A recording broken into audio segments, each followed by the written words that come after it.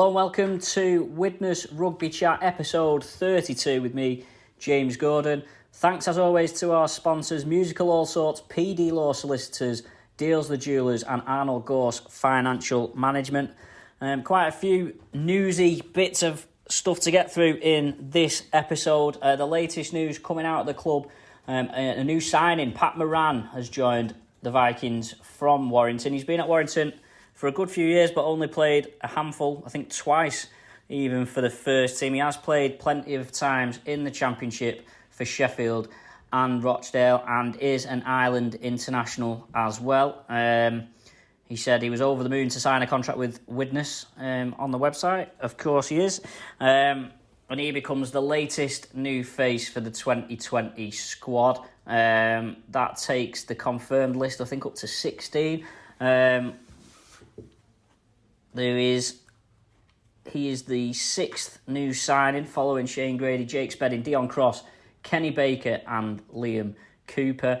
We've also had Jack Owens, Danny Craven, Jay Chapelau and Ted Chapelau and Joe Lyons confirmed on contract as 2020. The club did release a statement to confirm that 5 other players are still on contract for next season, and they're still... It seemed that they were still a bit unsure about what their intentions are or were. Those 5 are Owen Buckley, Owen Farnworth, Brad Walker, Liam Walsh and McGrath. Luluai was a bit of a shock because he'd never been announced that he was on contract for next season. When he signed last season, it was only a 1-year deal. So that was news that was perhaps new information. The other 4 are well within the right to sit on the contract. They could sit on the contract, their full-time contracts that they're on. Particularly Farnworth, Walker and Walsh are all on contract for the next 2 seasons. So unless they can find alternative arrangements, then they're quite within the right to sit on the contract. So it'd be interesting to see what happens there. I understand that the waiting around to see what those 4 or 5 players do is having an impact on budget. Of course, if you're paying 4 or 5 full-time salaries, it does have an impact on what your budget can be for a part-time squad. You would still imagine another 10 signings surely in the pipeline for Widnes to get a full squad together for next season.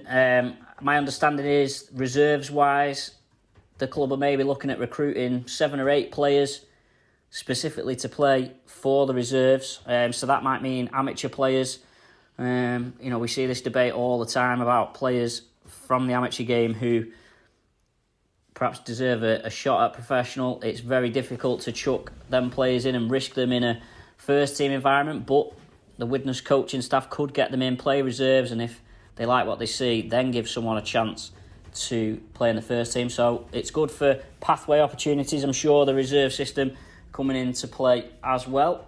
We've had a few more departures confirmed, I think, since the last podcast. Hep Cale has confirmed his departure. We saw Anthony Gellin and Keenan Brand have gone to Warrington. Dan Norman and Ollie Ashall-Bott have gone to London, and Harrison Hansen has gone to Toulouse. So that leaves, I think, 6 or 7 players whose future hasn't yet been announced. That's Jake Dugdale, Joe Edge, Sam Freeman, Josh Ganson, Jaden Hatton, Lloyd Roby and Sam Wilde.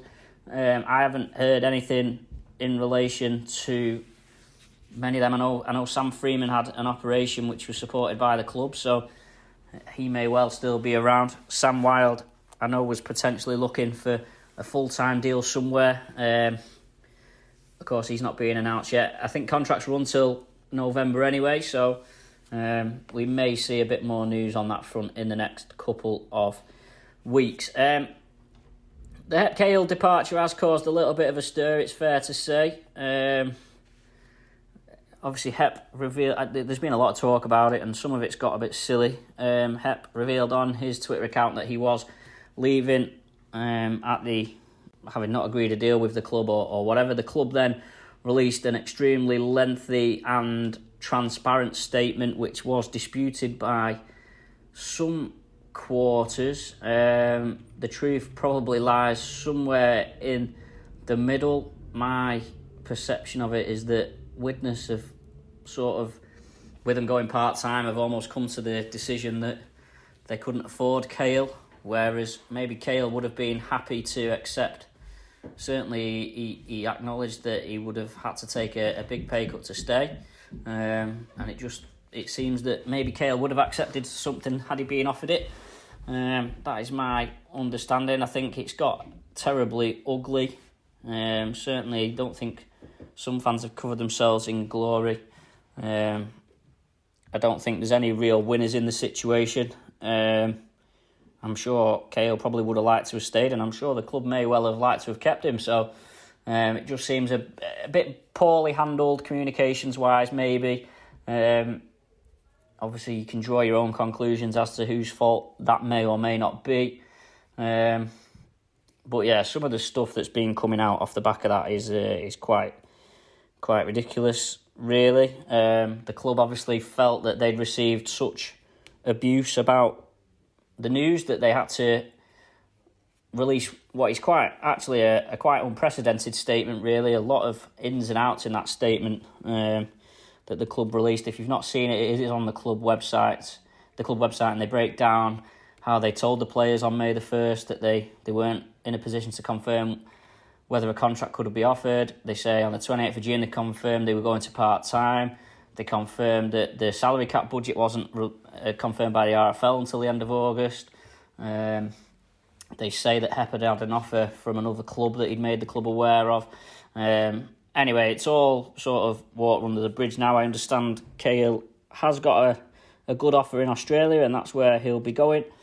Obviously, this has sort of overshadowed what should really be a celebratory time or a thankful time, of course, for Cahill's long-serving stint at the club, including the last season as captain. He joined from Crusaders in 2012 and was part of all of the Super League squads, playing 168 times in all and scoring 10 tries.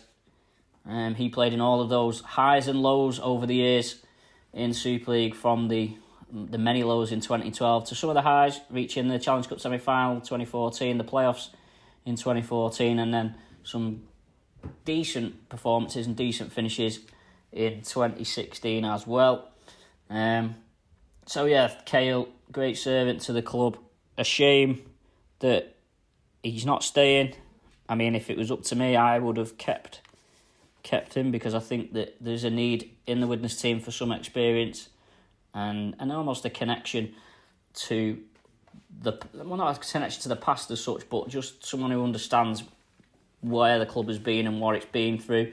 You're now looking at like pretty much all the experienced players that Widnes had have now confirmed that they're leaving. The only real ones are Owens and Lyons. I mean, you could argue the Chapel House have got a few years behind them, but certainly in terms of seasoned professionals, Cahill was the last one to confirm his exit.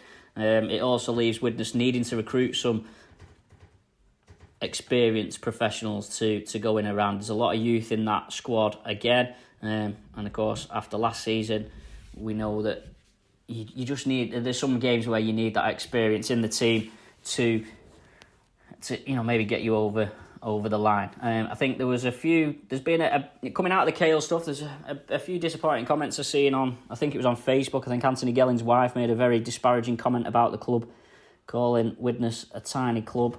It wasn't so tiny when Gelling was taking home his reported six-figure salary last season. And it was disappointing to see that garner some support from Widnes fans as well. I've even heard some fans saying that they're not renewing the season ticket because Hep Cahill's leaving. So, I like Hep Cahill as much as the next person, but that sort of attitude is pretty poor, it has to be said. As well, since the last podcast, we've had Tim Sheens appointed as head coach. I am hoping to have a sit-down with Tim Sheens in the coming weeks. He's still waiting clearance to actually start working at Widnes. Obviously, visa and work permit, bits and bobs. I think he's got a work permit that runs until the end of November, which was, of course, his Hull KR contract. And I think my understanding is the club were just waiting to see whether he could work under that visa for the time being and then transfer it over. And so as such, they're not sure. Obviously, he's not started as yet, and of course that means he's not available for me to speak to. He did have an interview on the club website and we've got a clip of that to follow now. Well, obviously, I started my career in England as a coach at KR and winning championships, so I'm aware of the issues, and it's a great club. It's a first division club, a Super League club is Widnes. So I'm looking forward to working with the team, getting involved, and obviously planning the future and getting back to that status. Yeah, well, obviously, they finished they're in championship this year, just gone. So, there's been a turnover of players, I understand, but I haven't started yet officially, so I've got to, there'll be lots of things to do. I'm still working out with management and so on when I start, and what if anything needs to be done. So technically at this point, I'm just looking forward to the challenge. I think, as I said, it's a first division club by way of setup, and the challenge will be to, over the next year or two, depending on where we're going, is to rebuild the club to that status. Tim Sheen's a great appointment for Widnes, and it came a bit out of left field, really. No one really expected it. And almost an unprecedented level of positive response as well. I mean, there's not many announcements that Widnes put out that aren't met with some sort of negative comment, but certainly announcing a World Cup winning coach reinvigorated the fan base somewhat. It also caught the attention elsewhere. Of course, Sheens has been at Hull KR. He was sacked early this year and replaced by Tony Smith. He was also at Salford. But really good for the board to have attracted Tim Sheens and someone who can help to rebuild the club after what happened earlier this year. I understand that when they found out that Kieran Purtill was going, which they only found out maybe 24 hours before it was announced, the board decided that they basically dropped everything and were focused on recruiting the coach. Tim Sheens was soon identified as the number one choice. I think Phil Finney managed to get in touch with him, and obviously they've offered him a deal that he was happy with and accepted. So Tim Sheens on board. Hopefully that will mean Widnes can attract some new players, or maybe it opens up maybe the reach of Widnes, and maybe we might see some Australians coming over. Or I'm sure Tim Sheens has got plenty of contacts. I'm sure he's had plenty of agents ringing him since his announcement as coach. It'd be interesting to see how that dynamic works with Sheens and Phil Finney, who of course is in charge of the recruitment process. And it'll also be interesting to see how Sheens rates some of the young Widnes players, the ones that have come through the academy. Again, our friend Anthony Gelling, critical of the Widnes system in a recent story on Keenan Brand, where he said that maybe if Brand had been in a better system, he might be further on as a player as he is now. But clearly there's something there at Widnes. There's plenty of now Widnes Academy graduates who are playing in Super League, so it can't be a bad thing what Widnes are doing there, and certainly the likes of Jordan Johnston, Matt Whitley, Danny Walker may not be on Super League contracts now if it wasn't for Widnes. So that's something to consider as well. A few people have asked me about fixtures. I have not got a clue when they're out. I'd imagine it'll be probably middle of November at the latest. There's obviously been all the fuss about Bradford getting confirmed, so now that's all been sorted out. I'm sure they can go ahead and get those fixtures confirmed. Of course, there'll be no Toronto next year, but there'll be a nice trip to Toulouse for those of you who like those overseas games. So yeah, that's a little bit of a catch-up on what's been going on over the last few weeks. Hopefully we'll be back very soon with some more news and some more interviews as well. I am working on a new website to go alongside the podcast, which will hopefully include a few more interviews, blogs and features from myself. Thanks as always to sponsors Musical All Sorts, PD Law Solicitors, Arnold Gorse Financial Management and Dealer Jewelers, and I will see you next time.